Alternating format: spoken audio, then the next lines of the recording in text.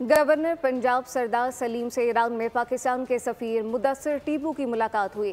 तिजारत, सयाहत, तालीम के शोबों में फ़रोग देने पर तबादला ख्याल किया गया। ज़ायरीन की सहूलत के लिए मशहद में ऑफिस खोलने का प्लान खोशाइन है। तफसीलात क्या है, अफजाल अब्बासी से जानते हैं। जी अफजाल।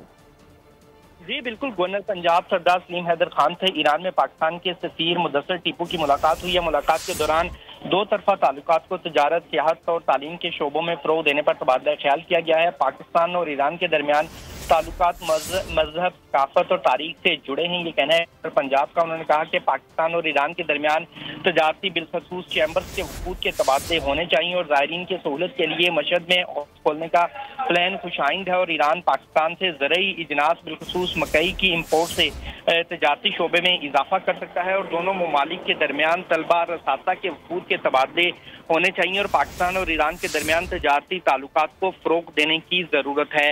इस मौके पर ईरान के सफीर ने कहा कि ईरान पाकिस्तान के साथ अपने ताल्लुकात को खास अहमियत देता है और ईरान में पाकिस्तान से गोश्त की दरामद के वसी इम्कानात मौजूद हैं और पाकिस्तानी ज़ायरीन की सफरी सहूलियात के लिए मशहद में ऑफिस खोलने का प्लान ज़ेरे गौर है। जी अफजाल अब्बासी, बहुत शुक्रिया।